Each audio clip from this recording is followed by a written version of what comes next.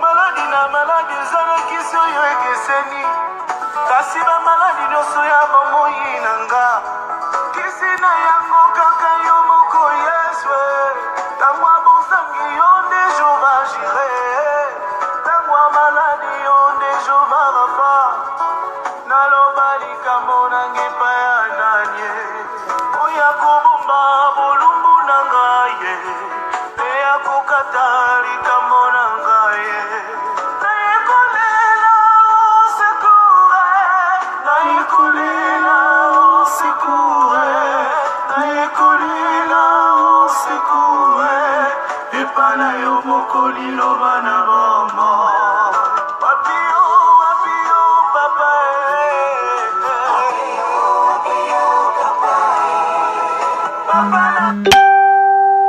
Bonsoir, bonsoir, bonsoir, chers amis du Yamoutuya Info.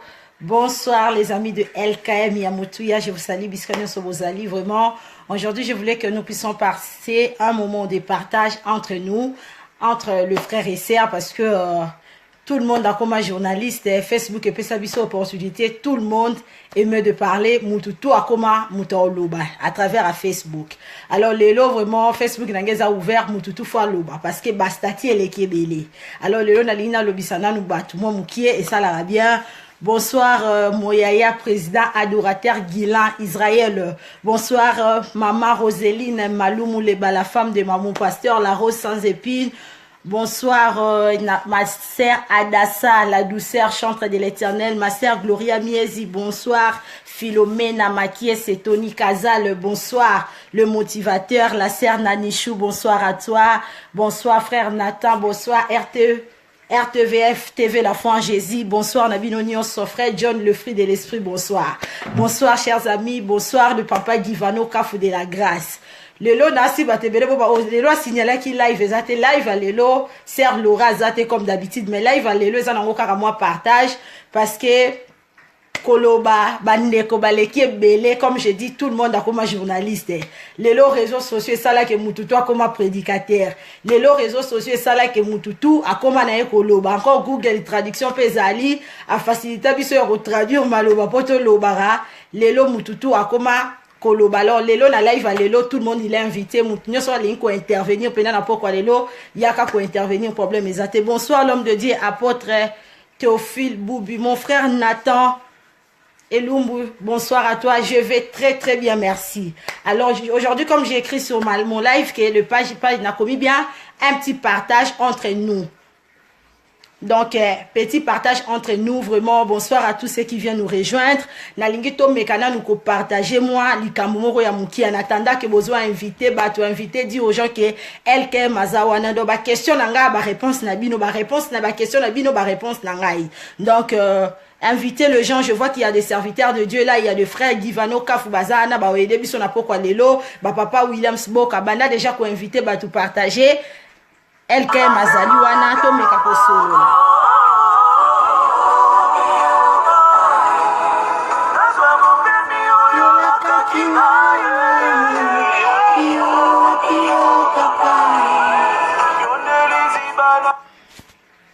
Bon, comme je disais, bandeko.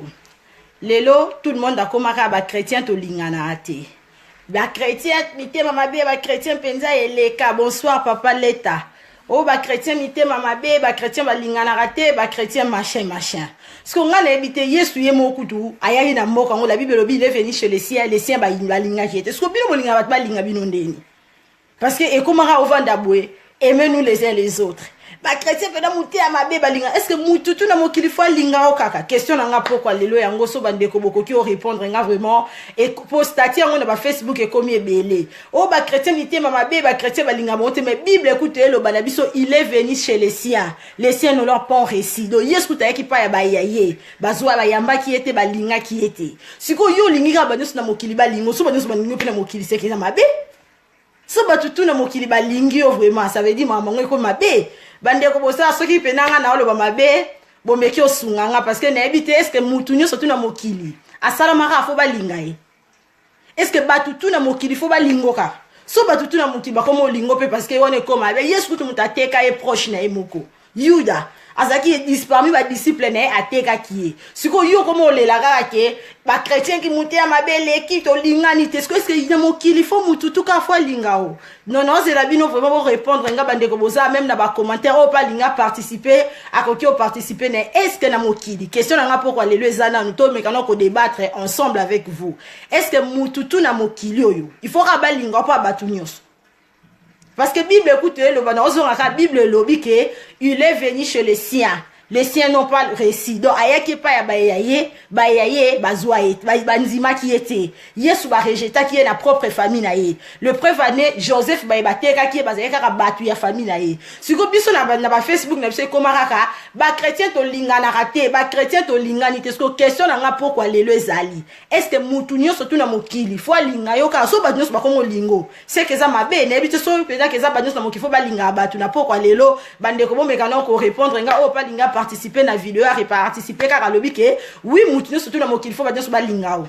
So peza ke ba nyonso mokili ba lingo te même ata na sous commentaire au gros commentaire lobby non et ça nga mate ke na mokili ba nyonso surtout ba linganga. Parce que mongo est commis vraiment un peu na ebité batutu na Facebook et comme raka ngai pe na foka ba linganga ba chrétien ba lingana raté. Les chrétiens nous aimons pas nous les uns et les autres. Ba chrétien muté mamabe, ba chrétien donc est-ce qu'on a ba raté est-ce que na mokili faut batutu ba lingaka LKM. Kapona za ya motu ya faut ba nyusu ba linganga. Yesu kutu Bible elo baki il est venu chez les siens ba linga yete. Siko yo le la kaka ba linga, oli ba lingo ndeni. So za dia na 2-3 personnes mo ba lingio ça dia bien. Mukili mo mape so lingio c'est que comme pe mabe. Ah Jésus. So mokili mo melingio vraiment la pourquoi les lobo limbi sanga menanga kana répondre na bandeko, ba statut wana ya ba chrétien to linganité, ba chrétien to amitema mabe, ba chrétien so ki boye nanga kana yebsa ndeko mona pourquoi les lobo mututu te na mokili fo lingao. Parce que so batutu na mokili ba lingio c'est que comme pe mabe. Po Yesu yemo kuta yaki ba yaye, batu nyoso tu ba linga ki ete.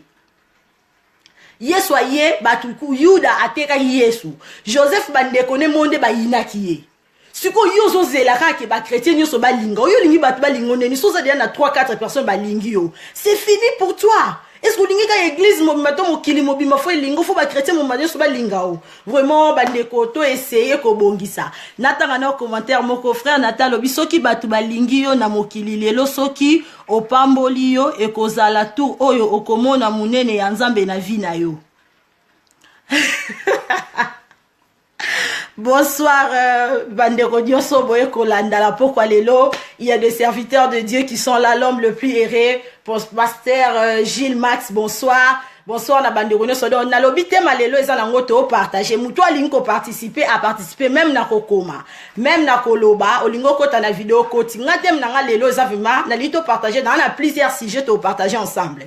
Mais premier sujet na ngeza ke bandeko belé to koma na synonyme mo na Facebook e koma kaka ba chrétien to lingana ate ba chrétien ki muté a mabe ba chrétien to lingana te scope na pourquoi lelo na lingina tuna na bino bolinga ba linga bino ndenini.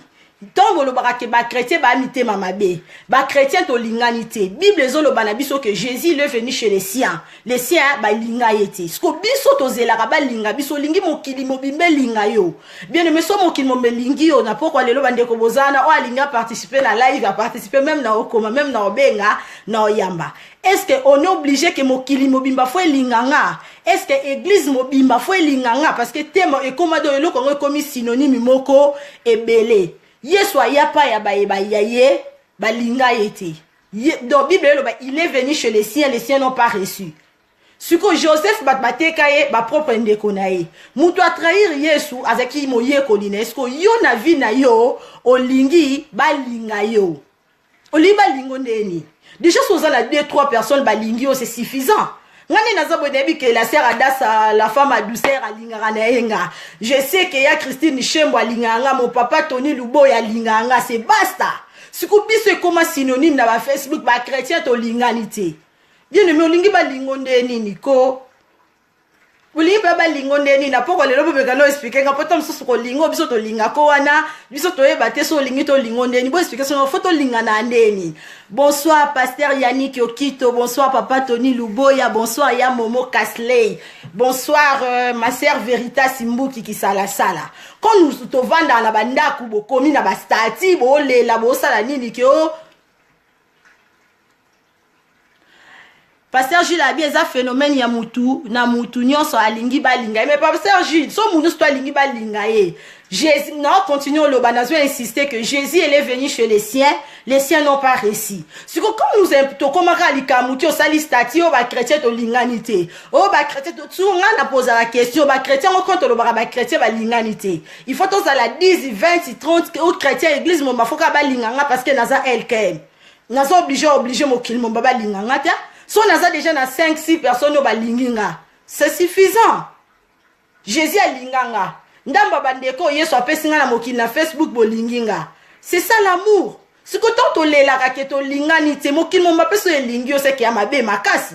Parce que mutu surtout pas ko azo obligé o linganga te malgré kaza chrétien est-ce que nazo obligé faut obligé batma linganga.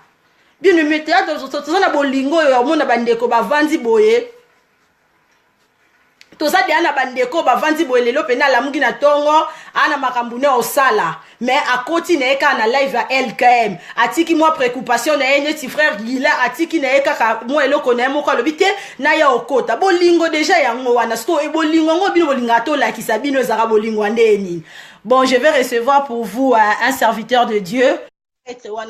Vraiment quand nous parlons keto lingana vraiment bien aimé nga na ebina nga bolingo bino bolinga bat balakisa bino te parce que nga bolingo bat balakisa nga je trouve déjà que to lingani. Alors quand tu commences à dire que oh to lingani te il faut pena to lingana e bana nga tipo ba tema ngo ekomaka ba chrétien to lingani te. Hello.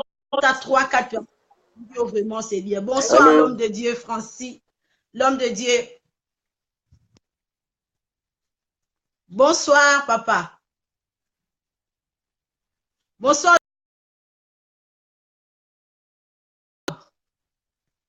Bon, invité Nanga Kouei Naye, donc je suis vraiment désolée. Franchement, je suis vraiment désolée. Bon, Limbisa, pourquoi les gens disent elle capitaine, quand me partager parce que ça fait quand même trop mal de voir que Nabastati et Komakaka, Tolinganite biso ba chrétien. Tolinganite biso ba chrétien na barate ko lingango bino bolinga ba linga biso zala ya neni. Comme na ya Christine Chembo, comme na ma sœur Momo, comme na mon frère Nathan qui est là. Tant que kota dia na ba life eza bolingo. Siko bolingo ngo bino bolinga ese mokili mo mezo obligé fa linga ka elken. So mokili mo mape linga se ki mabeza ali. Bonsoir frère Nathan. Bonsoir maman Boni. Kimi eza na ngolo Nzambe. Si je eza kitoko moko na sekiti na lembi. Ok, frère Nathan, si nanga pourquoi lelo eza rien à voir avec ce que tout ça la kana ndeko LKP. Mais si je nanga pourquoi lelo je sais qu'il y a plusieurs serviteurs de Dieu ba participer wa. Bon mais quand même ko aider biso parce que les cas qui na moi ba Facebook Shalom ya Gina j'ai vu. J'ai vieti. Donc dans les cas qui na moi ba page belé à Facebook nazo mona bandeko ba olela bolingo ezati entre nous les chrétiens to linganité. Si comme moi même je me pose la question sur to linganité. Déjà comme on a battu na tongo mutu ala muki apesi yo bonjour atindeli yo moi bonjour frère Nataso kati lo rené na Facebook bat ba aimer 10 20 yango na déjà bolingo. Si ko to olela bolingo ezala te to liba linga biso neni est-ce que nazo obligé que l'église nanga batutu ba linganga frère Nata est-ce que nazo obligé na Facebook mokimo mafoka ke linganga c'est ça thème nanga pourquoi lelo soko koki ko mekana ko sunga biso. Ouais, ngai elo na kokoloba tout d'abord merci eza vraiment thème moko bien. Eza obligatoire te batune surtout ba linga yo. Omoni na kumeka ki mpe ko komaona mais na komaki bien te. Na lobaki soki mokimo bimbe lingi yo et lelo soki nzamba pamboli yo et ozana batu donc batu ba comprendre te monena nzambe na vie na yo. Na ozonga un peu na Bible. Sarah tango asuki motema tango a comprendre que ye a retiré la robota te. Asala gini apesa ki bon na ye mwana na ya musala apesa Abraham mwana. Tala niveau ya confiance ya zalaki nango et bolingo azalaki nango. Apesi bon na ye apesi mobile na ye et pas mwana musala. Mais Bible je biso après et sala maginin. Mwana musala kaka o Sarah apesa ki Abraham. Akoma koyoke la Sarah mutema likunya. Donc pour dire que abanaki sou kolinga sou Sarah te. Omoni. Mais quand même Nzamba préféra ki ezala bongo pourtant Nzambe akopesa Isaac azala parmi bato liboso o ba comprendre que Nzambe asali na vie ya nani ya Sarah. Donc parler na ngina lobanine. Et c'est très important bato o balinga biso te balinga biso kaka te pour les lois qui nzamba pamboli biso bazala bato liboso ya ko témoigner ata bakolo bango liboso na yote mais baba na to ko beta masole pa ba camarade na bango ne réponse na ko pesa siko frère na tata ovanda kotala bandeko no ba chrétien na bandako balelaka ke bato balinga bango te ba statut wana bachaka na ba Facebook et biso ba chrétien to lingani te par rapport à ça lo nyokoloba. Donc par rapport à ça elo na koloba oui na bi attaque mutu nyonso tu alingaka alingama et pas mutu nyonso tu mais to bosa na nini ke mokili mobimba kotikala jamais kolinga yo kaka ndenge olobaki Yesu ye moko utayaki kaka bato abana ko lala na abana ko tambola na bango moko na bango ne mutatrayaki ye ozomona donc attaque mutu na ki motema ki bo mutu ndenge tozali tokozala na besoin peut-être sœur boya linganga frère boya linganga mais ekotikala jamais kozala ndenge nzamba salela makambo yango il faut kaka mutu moko to mibale balinga biso te parce que tango ya kosala bazala bato liboso ko témoigner omoni donc ngelo na koloba ezake donc tozalaka na motema wana ya kondima ke bato wana balingaka biso te donc pendant conseil encore merci beaucoup. Ok, merci beaucoup frère Nathan, merci pour la participation. Non, vraiment que le Seigneur te bénisse. Merci. Ok, au revoir. Bonsoir, sœur Jenny Moussouamba, la maman de jolie princesse. Bonsoir, papa Freddy Mayala. Bonsoir, maman Abigail Safi. Donc, bonsoir, Nabande Konyoso. Bonsoir, frère Malik. Bonsoir, Ya Jojo Daniel. Bonsoir, Matoni, ta maman Bonheur. Bonsoir, Nabane Soboyoko Landanga. Et bien, les na LKM live à ROI. Live nanga leleza parce que nauti ko parcourir kande balobara nazali nanga na live nanga comme je vais dire que bola nanga na Instagram mikolo yo live eza na Instagram.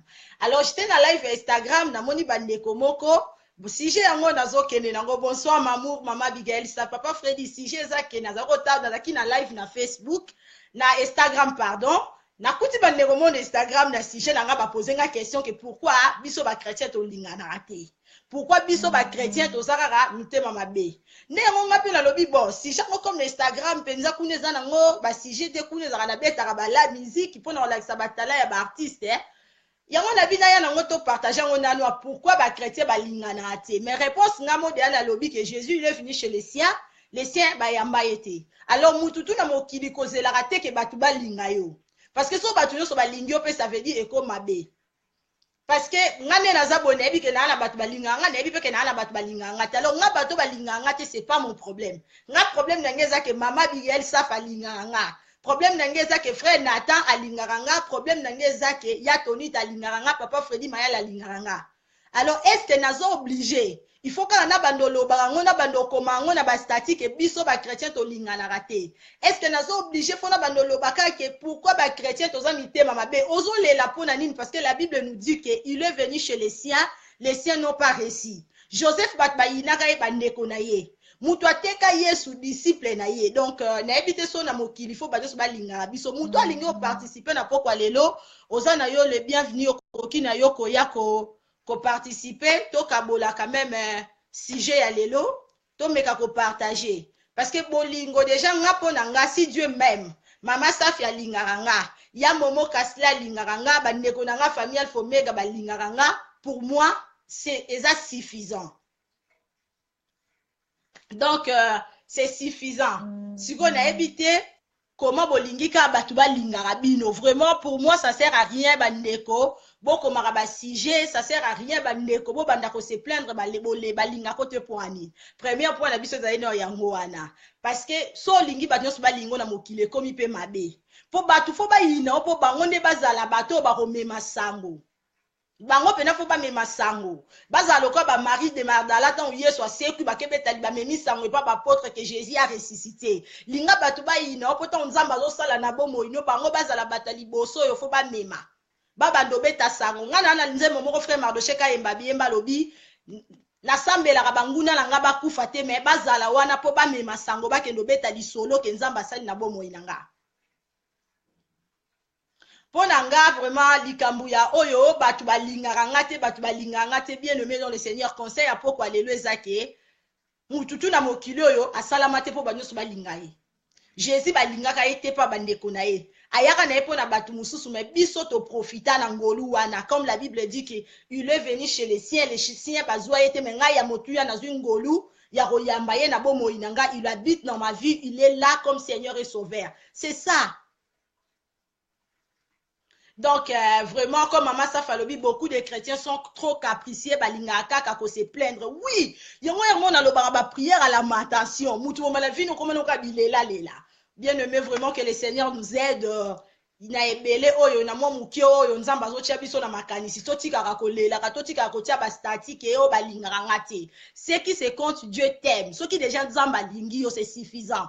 Soki Maman Safi a lingi yo, soki frère Natal lingi yo, soki apôtre Margot Chibangwa lingi yo pour moi. Donc, eza déjà suffisant. Olo zalaka na vie a komi lelaka. Olo lelaka balingate ngane lazabo je suis aimé à ma famille Alpha, j'ai Maman Safi qui m'aime, j'ai Dieu qui m'aime, j'ai Papa Freddy. Pour moi vraiment c'est suffisant. Alors, bien aimé, contempler na ba ndambo balingako loko mana kolela. Vraiment c'était le premier point. Deuxième point nangezali comme ba homme de Dieu bazawana lelo na sûr que ba pasteur bokoki pe komeko sunganga ba Papa Freddy bozawana. To et comment la bonsoir ma sœur Patricia Ntsakala. Patricia Mokanda Kwadeba, bonsoir à toi ma yaya chérie. Bon mais quand on resunganga lelo. To comment la synonyme mo na l'église. Synonyme wane koma osa la séminaire na yo. Sope bokenda consulter nzambe na eba na ngate la sekata parce que j'aime bien les pasteurs parce que bosala musala bien. Sope bokenda consulter nzambe na ebité. Momo na ra mutu asali séminaire na lobio ba aveugle ba mona lelo ba koka ba mona lelo. Mutu abotaka te yako kozwa mabota, mutu asalaka te yako kozwa musala. Mais quand on arrive dans ba séminaire ango tokomi wana, mutu atambolaka te atamboli te.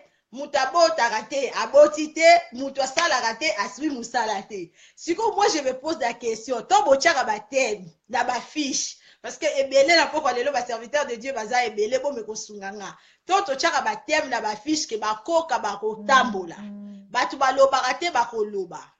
Ezala kaka parce que to attirer attention ya batu to ezala ke nzambe mutapesa ki yo vision ayebisa ki yo ke na séminaire ozo sala na mois d'avril. Bakoka bakotambola to ezalaka ba sentiment la biso moko ka poto benda batu yango foto komaka ke bakoka bakotambola. Donc voilà, à vous la parole nazozela bokoma bao bamoni ke bako participer na okoma bakomi bao pe bamoni ke bali ba participer na ba vidéo bo participer. Bonsoir na bande konyo soyo boye kolanda na pokwa lelo parce que eza un peu déplorable les amawa komona ke bozo pesa ba séminaire ba titre o kapena mutalobi séminaire viens voir wana tanga komi viens voir na sia lobi ba e batambola kate ba kotambola ba e baloba kate ba koloba meto batu ba komi kuna maramunyo so prometaki bango et salamité. Vraiment bien aimé ba serviteur de Dieu boza bo expliquer ngana nous a rapona ni. Je vais lire un commentaire.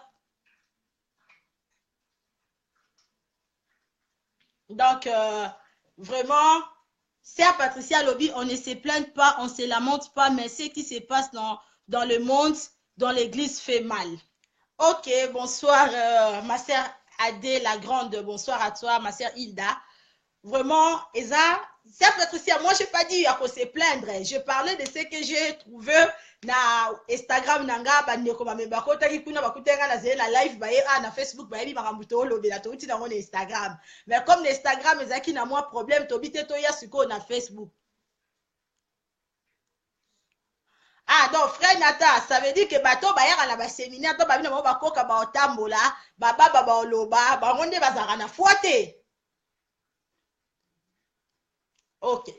Donc, frère Natal Obi, qui est ton pasteur Batiaka, bonsoir, maman Ela Motema. Ton pasteur Batiaka, si na baro, ezake biso batutoyaka na bevenema, mukwaso babi baba baba oloba, batu barobota, biso nde tozalaka na fuate. Ezalto, biso nde tozalaka na fuate, yango ezabongo, Sergina Lobi bater, musu ezalaka pona ko impressionner batu. Siko, pourquoi yo ça l'événement nzambe molingo impressionner batu? Tu parles de Dieu, mais on a besoin d'attirer attention à Batou. Pour ne pas qu'on a batu que yo salaka.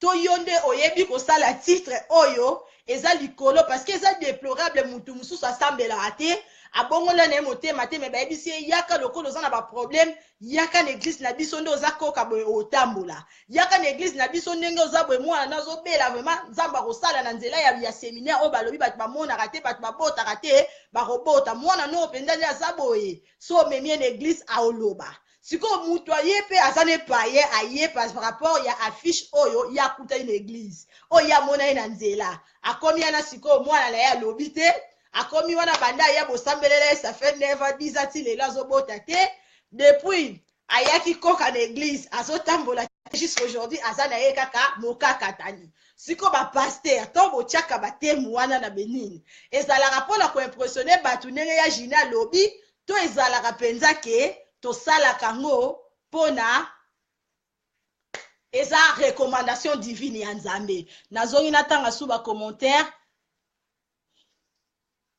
l'amour ya Patricia Lobi l'amour est une recommandation divine mais quand tu vois quelqu'un ou une frère qui souffre que les autres sujets de moquerie surtout chez nous les chrétiens ça fait mal exactement ya wana nde pene ko mabe parce que mutu so aza na pasi yo comme oseka e wana communique mususu apôtre Magua Lobi toutes les choses c'est l'accomplissement de la parole de Dieu dernier jour les gens égoïstes les amis de l'argent et de Dieu sera plus en eux.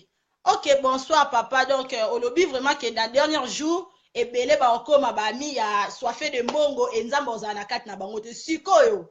Ta yebino bango moko place baza, est-ce que ba reconnaître ango? Na biso ba fidèle o peto linga kaka so ba lobi bénédiction. Bino wala bokimi mbangu. Banda mo banda ko parcourir ba bénédiction mama otiki na église na parce que oyoki kuna séminaire. Une semaine parce que balobé no lokozo sala to zo musala après olongwe kuno kesu kuna ba bisi oke kuna so bota to zo mabota parce que banda mo banda o parcourir ko kima na ko kima bokenda kaka na batemu wala minene boye bisa biso nanu na pokwa lelo combien de bénédictions ici ozui parce que otiki église na yo frère Ige alobi ma sœur nos pasteurs bakomi ko sakana la batu combien de gens souffrent de plusieurs problèmes rien ne change bapalkana kaka kolo na biso bazo balkane kaka kolo na biso frère Tony Talobi eza lokola ba titre ya YouTube ezui bonsoir ma sœur Flore Nzombo bonsoir LKP Maman Safi Alobi plusieurs fonds pour priorité d'attirer le foule pour leur propre gloire donc erreur grave, il faudrait que les gens viennent de Dieu et être sauvés d'abord. Vraiment, merci beaucoup Nazalaraka ya Flore avec la grâce de Dieu tozo zalaka nzambo apesa biso maye la zo inspirer biso. Vraiment comme maman Safi Aucholoba maman Safi Alobi plusieurs ont pour priorité d'attirer les foules pour leur propre gloire. Siko elo question ngo siko plusieurs frère Natal Lobi ke ebele pe bayaka na ba séminaire bazo zo lobi côté parce que bazana bango na konzima te mama Safi Alobi ebele pe bazo sala ngo kaka pona gloire ya bakombo na bango pona ba gloire na bango moko bonsoir frère Priska l'homme audacieux ba titre ekomi ya kobangisa bato vraiment makambo ngo eza grave frère Nathalie makambo ya nzambe esengaka mutu moko pe azala na foi ke na séminaire oyo nazokende na kozwa lobiko. Ok, frère Nathan, on baza na foi bazali, ake penza na foi na ya lobike na gezo lobiko. Makomi kuna titre botiaki. Est-ce que quand nous mettons nos titres na ba événement na ba séminaire oloba na batuke lelo muto amona rata omona. To consultara nzambe muto yebisaki yoke titre na yo na séminaire vient et voir ba mona rate ba omona ba kakatani ba otambola toto sala rango ne mama Safi Alobi pour attirer nos propres gloires. C'est ça question photomi tuna na pokwa lelo. Question photomi tuna na pokwa lelo parce que et comment lango synonyme. Mutu azosa na séminaire na ye mais atie titre. Siko mutu azana konzima te atazana konzima ye. Mais si soki ezali nango volonté ya mutu asaleli ba sentiment na ye a consulter nzambe te mutu wana ata yaki na konzima est-ce akomona question réponse siko yango wana est-ce akomona parce que moi j'ai la foi que babi na ngana kende le roi d'abota raté ça fait 10 ans na robota mais quand j'arrive là-bas na komi kuna nazobota te, ça fait plus de 10 ans. Siko boloba ke nga nazangi kondima to pasteur wana check yango po asepelisa batu to attirer batu. Donc nazo c'est la réponse na bino, il y a des pasteurs qui sont là oh Monica kofi ko intervenir, aye ko intervenir. C'est Patricia Lobby, moi je trouve que ce n'est pas la faute de nos pasteurs, c'est aussi parce que nous les chrétiens d'aujourd'hui nous sommes non plus patients, nous voulons que tout de suite. Alors nos pasteurs connaissent nos faiblesses basugées. Ah. Donc au moins mais il faut qu'on y ait pe foi yango ya ndenge nini. OK, donc faut y ait foi yango eza ndenge nini. Quel que soit grain ya foi na yo, mais quand tu ozui foi na yo ou accrochant na liloba ya nzambe certes ta comme Jésus a lobi que ta foi t'a sauvé et ko sauvé yo. Frère Hervé Ozoyo Kakakate, tu es là prédicateur, il faut intervenir même dans Kokoma et Rosala vraiment très bien pour soutien à yo ezala. Si comme ça Patricia lobi likamoko eza très important à que ce qui peut lelo ba miracle ngo ezo sala maté eza parce que ba pasteur ba comprendre ba jeune abiso ba fidèle tos ba ndimito ba fidèle tos a patienter. Ya wana ba komi na bango komema biso siko bongo. Question lelo siko na pokwa lelo. Biso ba fidèle otovandi atozo landa. Oto komaka séminaire kuna ba bio vient voir obota raté obota.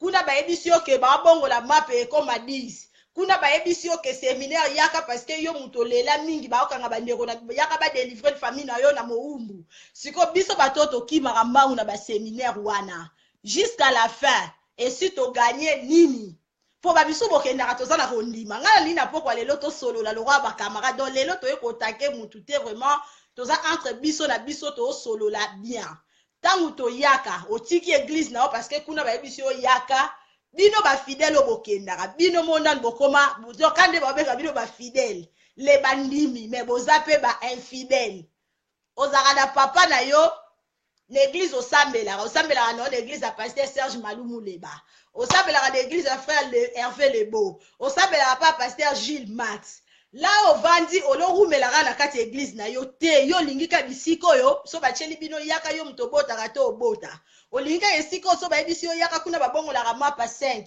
yaka kuna bakwesaka batu siko au juste quand vous partez botiki no l'église na bino boza ba infidèle to bokimelaka mangu yo keluka ba miracle obokendaka na pokwa lelo na ala besoin pour répondre nga boganyaka nini.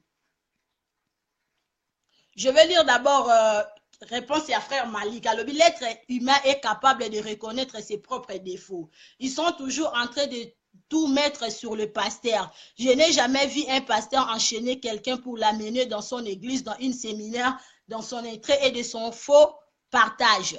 Ok, donc frère Malik a lobi amona na place ba pasteur ba kangaka ba touté ba mema biso na église donc biso moko ne to ça ba problème.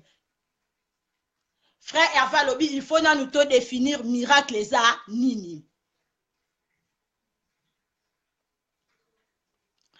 Maman Safalobi, problème est que les soi-disant serviteurs savent aussi de profiter de faiblesse de l'air bandimi, ba brebi na bango. Si comme maman,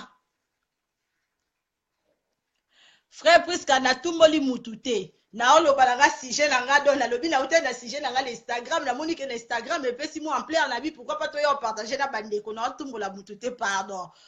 Olobi eloko ya bien biso ba chrétien tozanga position c'est ça biso ba chrétien biso moko nanu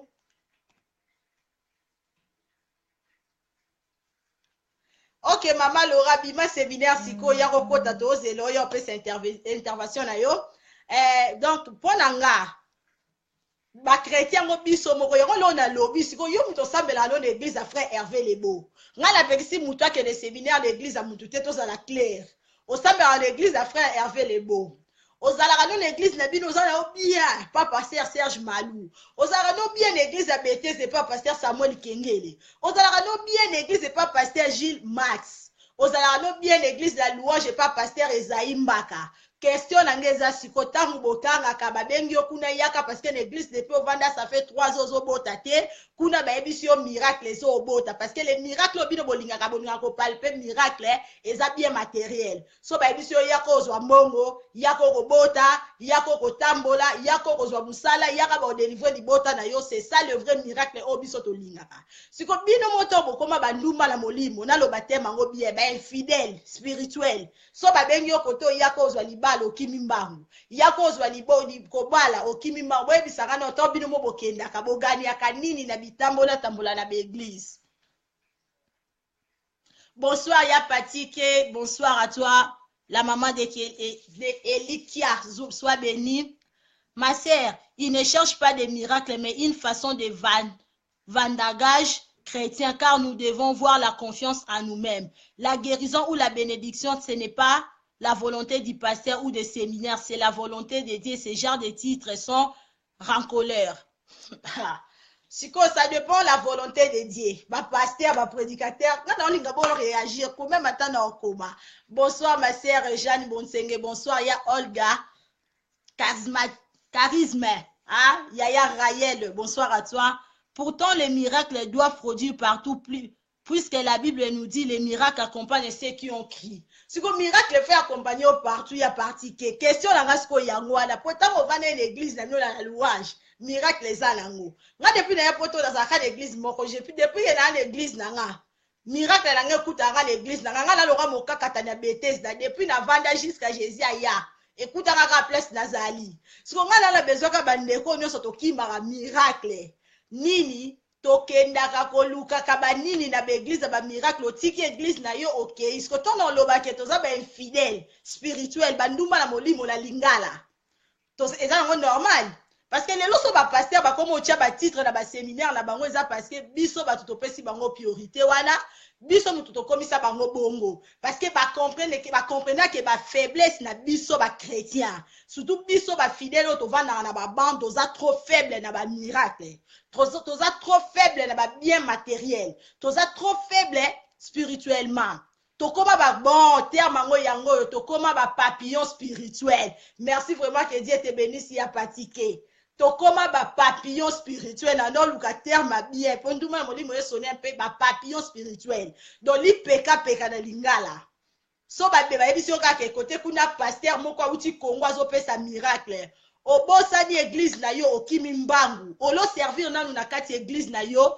balobi la charité bien ordonnée commence par soi-même avant que ne kokombola ndako wa voisin Jérusalem au Bible lo bakeza ndaku na yo l'église na bino bwana séminaire otiki na le séminaire non parce que yo ki pasteur intel a uti Kongo tie papier kuno kei po asa la miracle po moneka pasteur ana na Facebook to na YouTube abande ko bua ke na ba veste otiki splendeur et pas pasteur soleil OK na on a centre wana kuna po bazo pesa ba miracle biso moko netoza lelo so ba pasteur ba koma ko tia ba titre parce que biso to koma ba papillon spirituel terme ngo pena yango yo ba papillon spirituel lelo nga nazo lo bango les héros sont tombés mais bazo reconnaître te que ba kwei pourquoi parce que biso ba fidèle au monde que na pasteur o pena bonzambe c'est si la Bible c'est kwei atikali na expérience ngolu azalaki nango ba capacité spirituelle azali nango eza lisusu te mais bino wana bolingika kovanda ka bisika na bozo komisa bino ba kisimbi spirituel papa boti mwana na ye moko apesa mwana na mili kitongo midi pokwa bando zala na maternelle alaki sondenga okende première ta l'action pourquoi parce que boza ba papillon spirituel na tanga na question moko pona définir ce ko kisimbi spirituel na lina lobeza nini.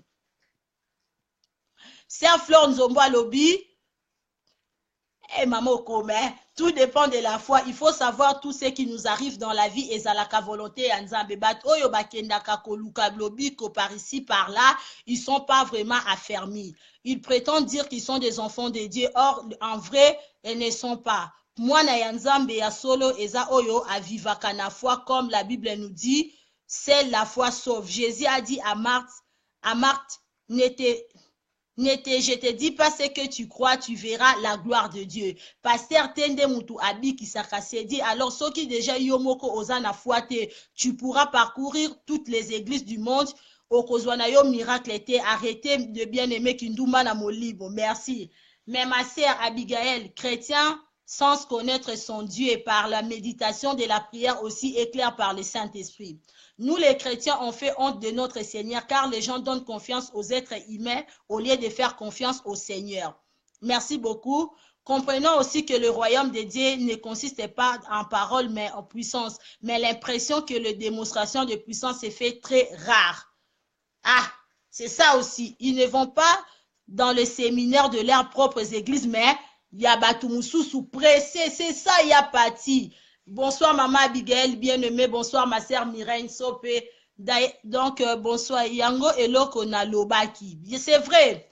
Sœur Nabiso Lutandi la lobi mawapoto lingi lisusuko tanga makomite yango bandimi bakomi bipai pai Bible lobi na pesi bino pouvoir yomoko na nzambe or tangu yomoko na nzambe tango za mondimi bakomi bipai na bipai la Bible na bino pouvoir ya bana na nzambe or tangu mususu nzambe akokipe ko changer montagne. Bon, voilà. Donc voilà, Nathalie quand même quelques questions. Bonsoir Maestro Floss, bonsoir Nabande Konyo Soboye Kolanda Biso Sikoyo, bonsoir Nabatnyo Sobokoti.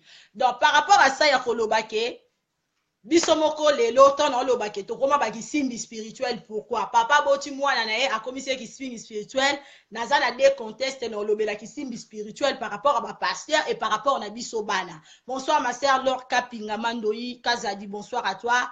Papa comme si moi qui simbi pourquoi faute muso de kota ba pasteur. Pasteur na kati église tu n'arrives pas à donner les enseignements na bana na yo. Bonsoir ma sœur Coco.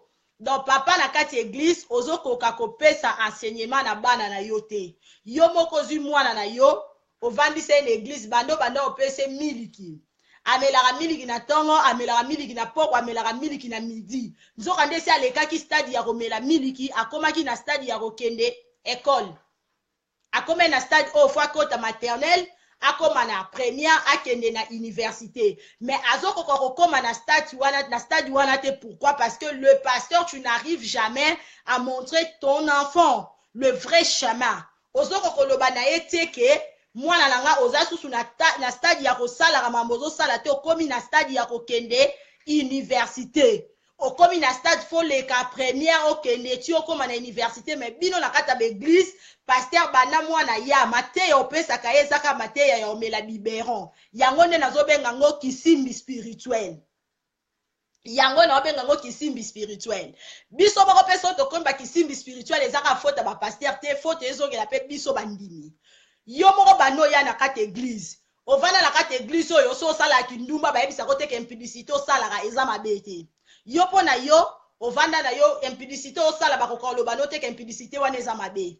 Yo moko na molimo songi oya na kati église pasteur na ya ko lo bano teke molimo songi wana eza mabe il faut tika. Yo moko soko kuti batu bavande sika batu bavanda yo faut yo ko créer zizani faut yo créer problème. Oza problématique.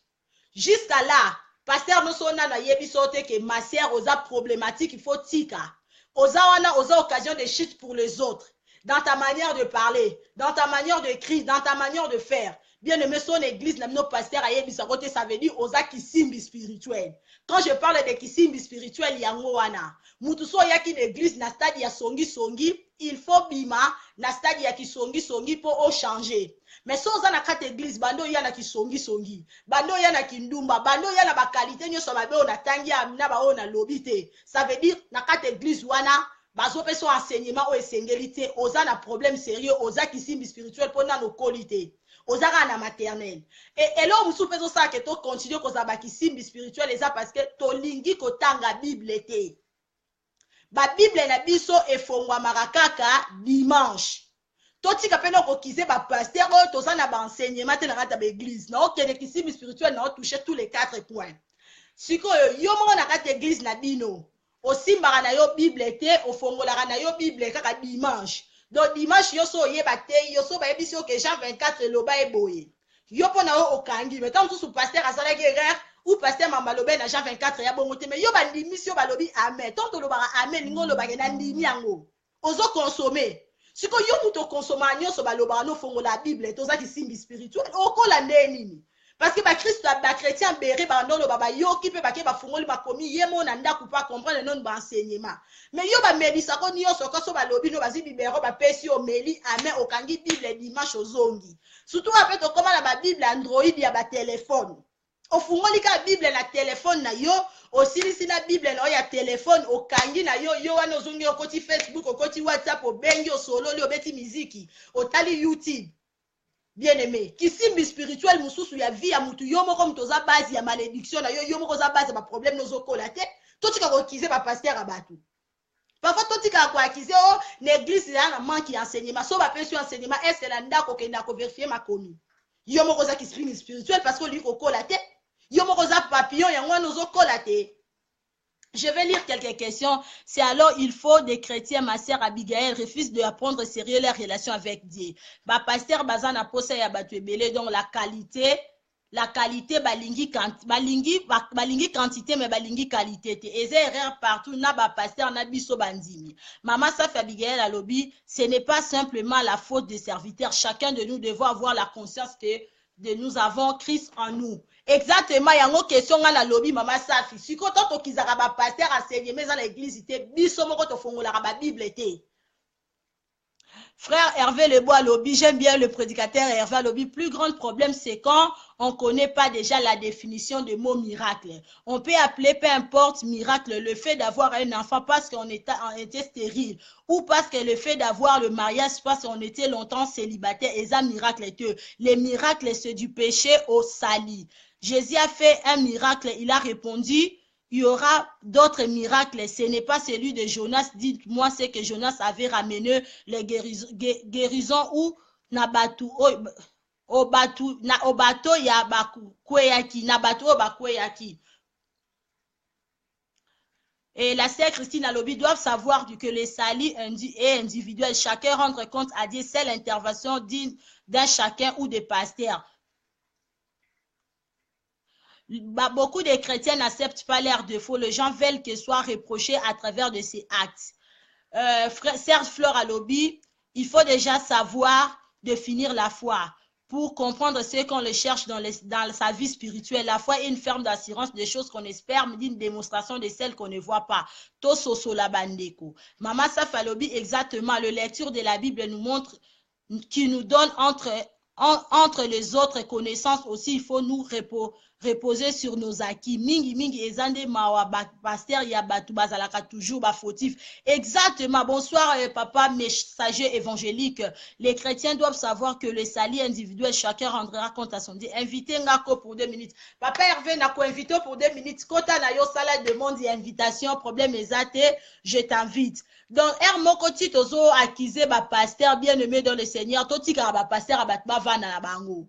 Biso moko toza ba kisimbi spirituel oyo tolingaka na biso nasali yo demande papa Hervé tolingaka na biso merci beaucoup évangéliste Trésor Lukusa le cheval de Jésus tolingaka kokola te yo mutu bomemo yaka na église Bible ne fongwamaka kaka dimanche soki dimanche esili okangi Bible oye nango Bible si etonda poussière na kati ya bibliothèque. Bible wana elongwaka na bibliothèque dimanche bapangusi surtout pe ato koma na ba Bible na téléphone. Bolimbisanga bandeko nazaka contre ba Bible na téléphone te mais surtout to koma na ba Bible na téléphone, les gens n'ont plus le temps de lire la Bible normale. Bible c'est tonda poussière et comme la Bible à téléphone. So kaka sili c'est église tanga bimelo ka liboso azota la koute na kata église. Ayeba no batindele message kana même téléphone yo afongola Bible. Alors bien aimé, toti kaka kokosa ka o pasteur qui sibi spirituel la vie na yo eza yo moko.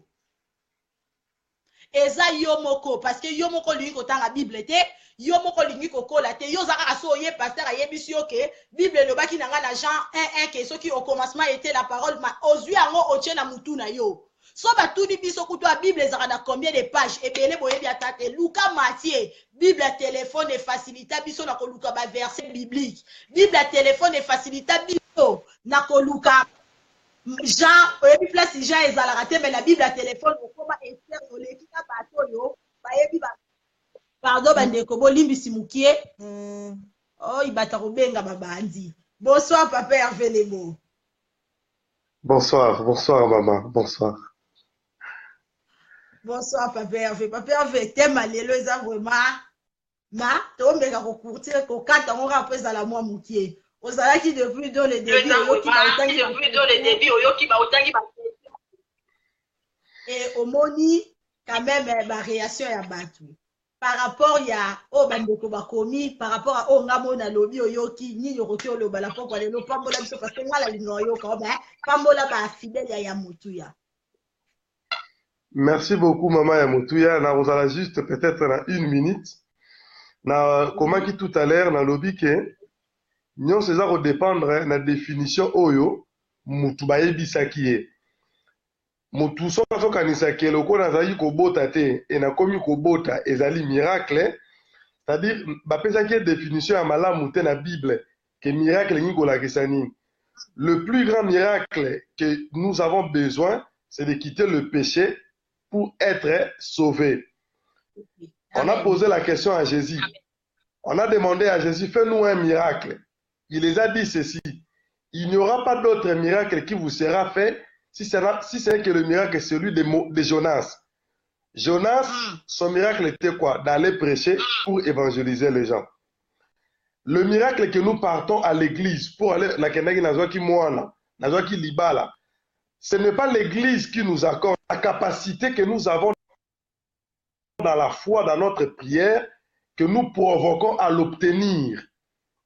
Parce que le miracle, c'est connaître son identité dans la spiritualité.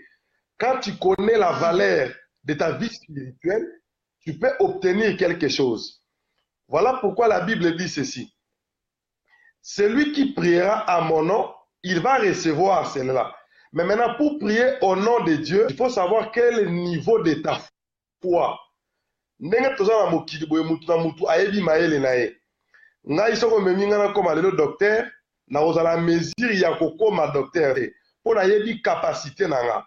C'est-à-dire, pour obtenir un miracle, il faut savoir quelle est la capacité de la foi que toi tu as au fond de toi.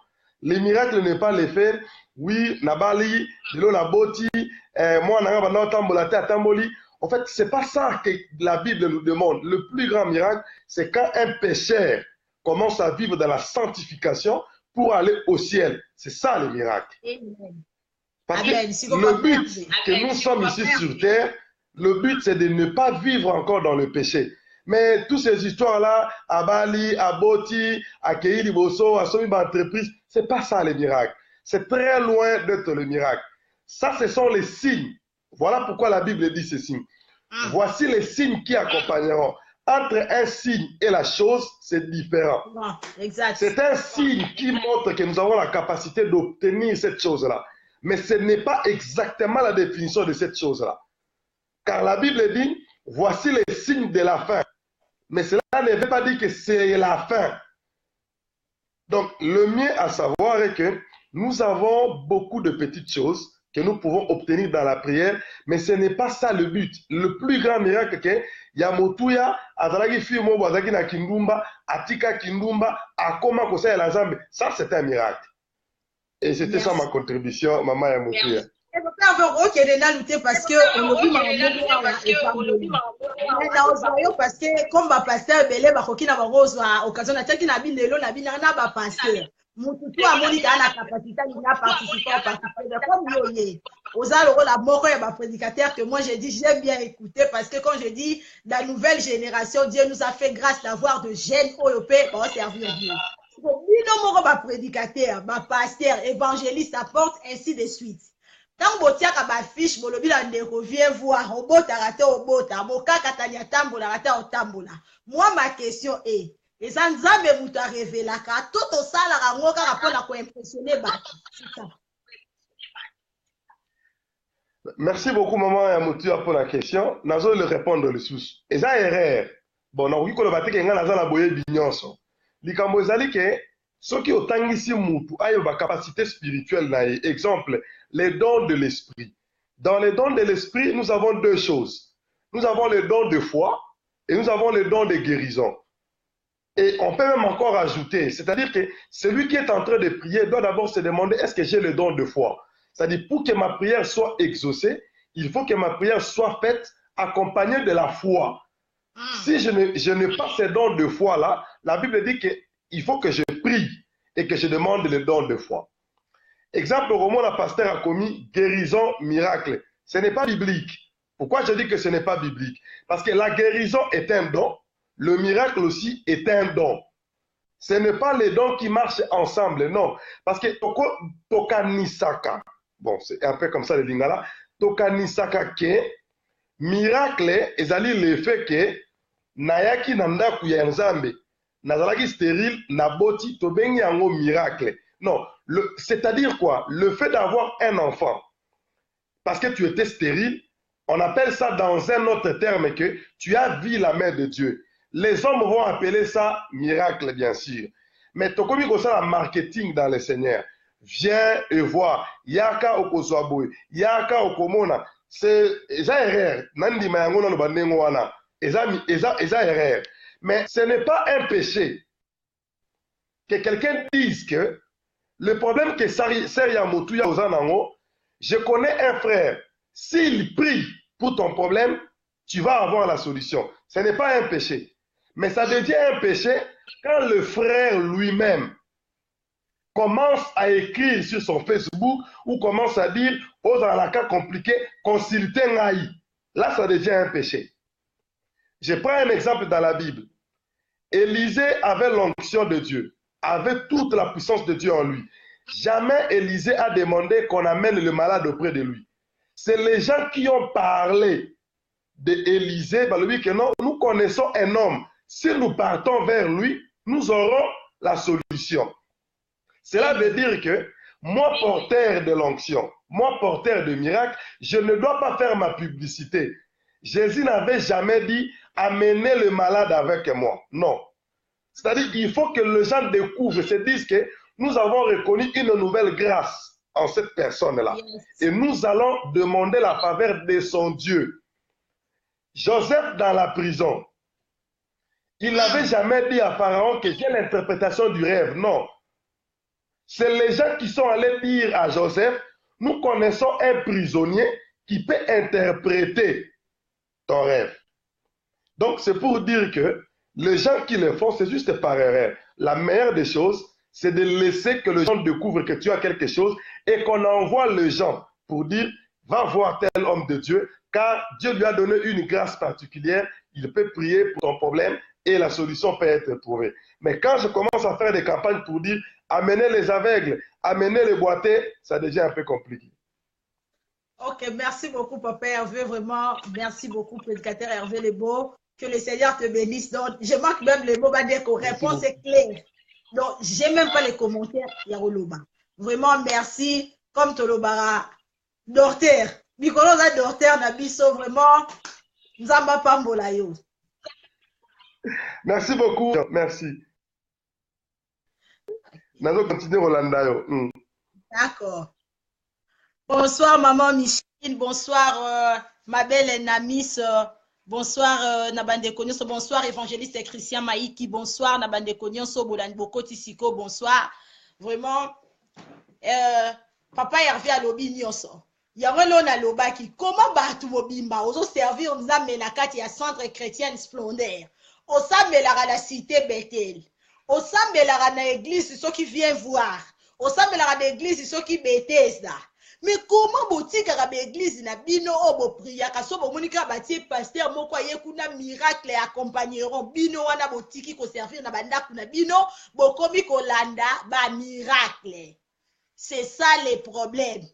Bino ba miracle to landa ka biso ba chrétien comme je dis mon peuple périt pour marque de connaissance et dans so ba komelo ka kuna ki robota. Soki omona ki pasteur wana ko bamba batu ba veste ba mouchoir a pembe ba démonstration de biso to lingi. Yango na oloba toto okoma bakisimbi spirituel eza nango faute ba pasteur teza faute na biso moko totanga ka bible te bible na biso efonga maka dimanche neni ba okosa bino te neni ba okoso te po yo mutu so ba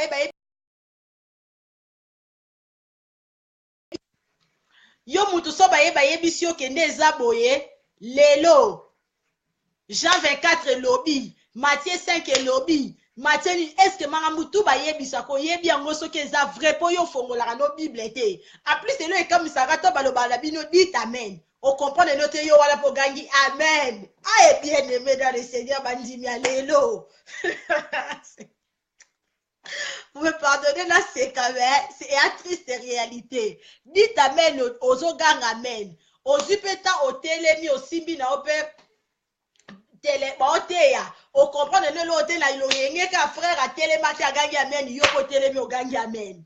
Mais la Bible, la Bible, est fondée marakaka dimanche. La Bible, la Bible, est fondée marakaka dimanche. Neto zabo exercice ga moko ezawa. So balobi to longo la ba prédicateur, ba tout na biso na Bible ezaka na combien de livres? To yebite. Ba tout na bino na koma psalm, na mutu na biso to bika psalm à David, mais Azaf pas comme psalm. Merci beaucoup à toi papa Hervé Lebo parce que au pamboli bandeko belé awa. Tout ça battu, tous vivre dans les sentiments comme je dis ces derniers temps bien aimés, les héros sont tombés. Quand je parle des héros, je parle de nos pasteurs. Et belé ba pasteur ici ba kouei. Mais tellement que ba héros bazo reconnaître que ba kouei. Loko la biso pe toza ba ma sentimentaliste, so ba sentimentaliste. Toza bato yo to lingi sentiment. Tellement que ça pasteur ici à sala combo mais bonzambe c'est si la yozo mona ngote. Yozo la ndaka sentiment. Sentiment il y a sentiment mutebo mabiso. Comme le frère William dit sans ma. Eko ça rappelle sentiment ou on appelle ça la main à carte. Eko ça rappelle. Eko saka.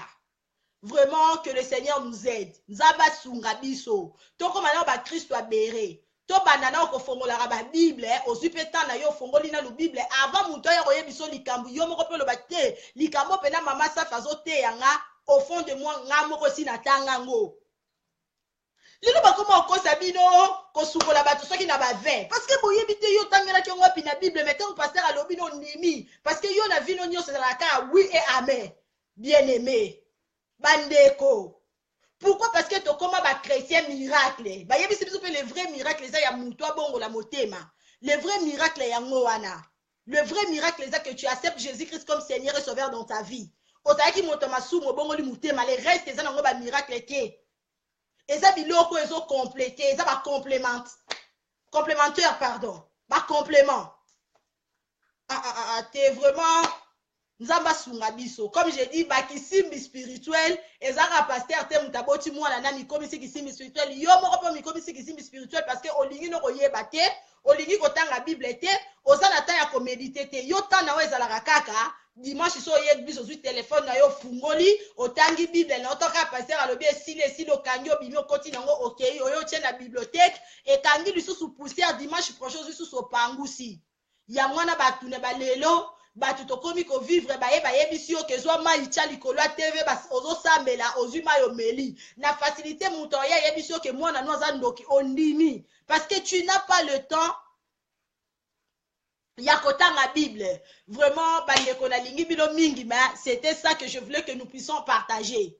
C'était ça que je voulais que nous puissions partager vraiment ezalakate que jour nyonso tout mutu na vi na yo oyebi ko méditer Bible te mutu na vi na yo oyebi ta ya kozwa nini te ya kozwa ta ya kotanga Bible te yo nyonso pasteur alobaka nozaka ka oui et amen te moko pe to aprenaka na vandi na ndaku ole na vandela kaka Facebook ole na vandela kaka soki nini